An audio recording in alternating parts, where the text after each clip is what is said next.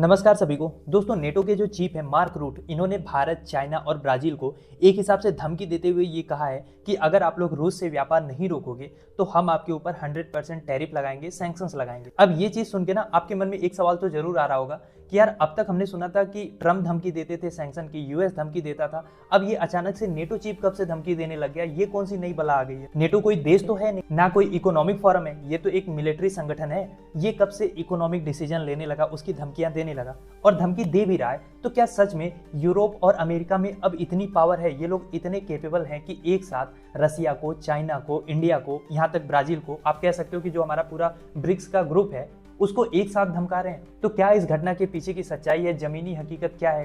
कितनी बातें तो बस कहने के लिए कही जा रही हैं, ये सब कुछ आज की इस वीडियो में हम समझेंगे। तो आइए वीडियो शुरू करते हैं। तो सबसे पहले समझते हैं हुआ क्या है। एक्चुअली नेटो चीफ जो मार्क रूट हैं, इन्होंने हाल ही में भारत को, चाइना को और ब्राजील को खुले मंच से सख्त चेतावनी दी है कि भैया अगर आप रसिया के साथ व्यापार करोगे तो हम आपके ऊपर 100% टैरिफ लगा देंगे, we will hit you very hard. अब सवाल ये आ रहा है कि अचानक से ये धमकी भारत को, चाइना को और ब्राजील को क्यों दी जा रही है? उसका जवाब है रसिया को रोकने। जो रसिया और यूक्रेन वार चल रही है, ना तो उसमें यूक्रेन पीछे हट रहा है, ना पुतिन पीछे हटने को तैयार है। तो ट्रंप ने पुतिन को एक 50 दिन का अल्टीमेटम दिया हुआ है कि आप इतने दिन में यूक्रेन के साथ पीस डील साइन कर लो, एक निगोसिएशन कर लो, शांति स्थापित कर लो, अदरवाइज हम आपके ऊपर इकोनॉमिक सैंक्शंस तो लगाएंगे ही, और इसके अलावा यूक्रेन को डायरेक्ट जो है वो लॉन्ग रेंज की मिसाइलें देंगे ताकि आप मास्को पे और सेंट पीटरबर्ग पे, यानी रसिया के हर कोने पे यूक्रेन हमला कर सके। तो उसी कड़ी में ये धमकी भारत, चाइना और ब्राजील के लिए आई है कि अगर आप रसिया के साथ ट्रेड करोगे तो हम आपके ऊपर भी सेकेंडरी सैंक्शंस लगाएंगे। यानी जो नेटो चीफ है बेसिकली ये कहना चाह रहे हैं कि इकोनॉमिक सैंक्शंस के डर से अब ये ब्रिक्स देशों की जिम्मेदारी होगी कि वो रसिया को टेबल पे ले आए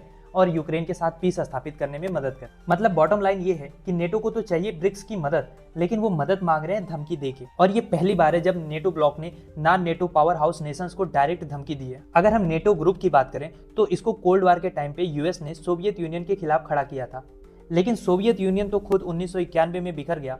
तो सवाल यह है कि नेटो अब तक खड़ा क्यों है? तो उसका रीजन बड़ा सिंपल है। दरअसल अमेरिका इस अलायंस को महज एक प्रोटेक्शन क्लब से आगे निकाल के अपनी ग्लोबल सुप्रीमेसी बनाए रखने के लिए एक टूल की तरह यूज करता है। और अब जब से ये रसिया यूक्रेन वार शुरू हुई है तब से इस डोरमेंट पड़े ऑर्गेनाइजेशन को सक्रिय होने का रीजन मिल गया है। हालांकि रसिया के साथ युद्ध के मैदान में तो डायरेक्ट ये नेटो कंट्रीज की उतरने की औकात हो नहीं रही है। तो सारा जोर जो है वो इकोनॉमिक स्फीयर पे लगाया जा रहा है।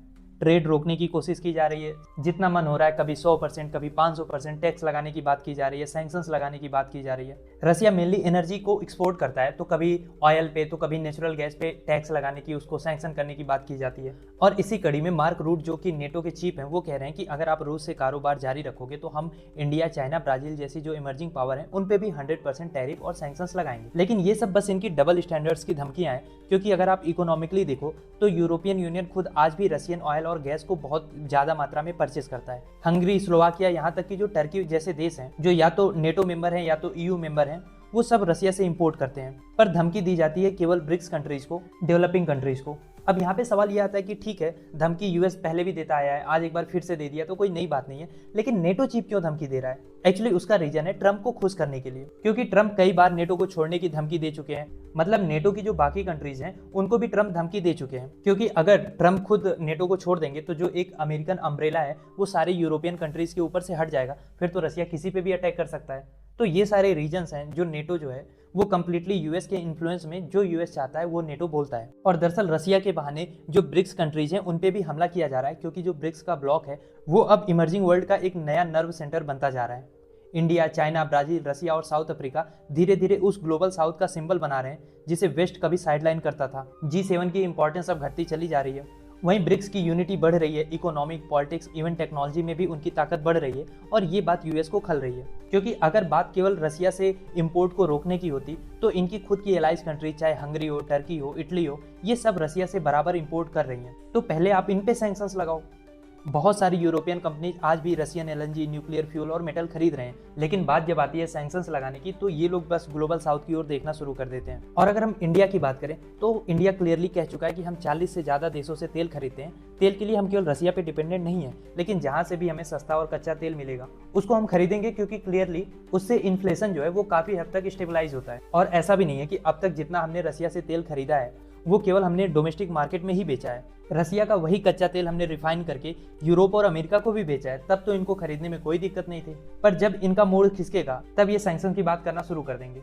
लेकिन कल को अगर यही इंटरेस्ट वेस्टर्न कंट्रीज का बदल जाता है तो यही लीडर्स रसिया की पाइपलाइन को फिर से कॉन्ट्रैक्ट में लाएंगे और फिर से रसिया की गैस पे डिपेंडेंट हो जाएंगे। यानी जब इनकी किसी से लड़ाई हो तो ट्रेड जो है वो ग्लोबल साउथ वाले बंद कर दें, और जब और जहां वेस्टर्न कंट्रीज के हित में होगा ये लोग वापस रसिया से व्यापार शुरू कर देंगे। अमेरिका को और वेस्टर्न कंट्रीज को ये चीज अब समझनी होगी कि दुनिया बदल रही है, एक मल्टीपोलर वर्ल्ड इमर्ज हो रहा है जिसमें आप ट्रेड को इस तरीके से वेपनाइज नहीं कर सकते, क्योंकि चाइना और इंडिया दोनों ने सिग्नल दे दिया है कि सैंक्शन से और अल्टीमेटम देके आप किसी भी विवाद को हल नहीं कर सकते। इसके लिए इवेंचुअली आपको डिप्लोमेसी और डायलॉग पे आना ही होगा, क्योंकि अगर वेस्ट इसी तरीके से एक्सट्रीम सैंक्शंस लगाने की बात करेगा तो उससे नुकसान केवल रसिया को या साउथ को नहीं होगा, इससे पूरे वर्ल्ड की जो मार्केट है, जो सप्लाई चेन है वो डिसरप्ट होगी, और यहाँ तक कि जो वेस्ट के सिटीजन है उनके ऊपर भी ये सैंक्शंस कहर बरसाएंगे। अब मेरा सवाल आपसे ये है कि क्या जो रसिया यूक्रेन वार चल रही है और जो ये यूएस एक्सट्रीम सैंक्शंस की धमकी दे रहा है, इससे हम एक बार फिर इकोनॉमिक कोल्ड वार की तरफ बढ़ रहे हैं? या आपको लगता है कि अमेरिका और नेटो की इस धमकी से जो ब्रिक्स कंट्रीज हैं वो पीछे हट जाएंगी और रसिया जो है वो यूक्रेन के साथ पीस डील साइन कर लेगा? क्या सोचते हैं आप इस बारे में? लिखिए अपनी राय कमेंट बॉक्स में।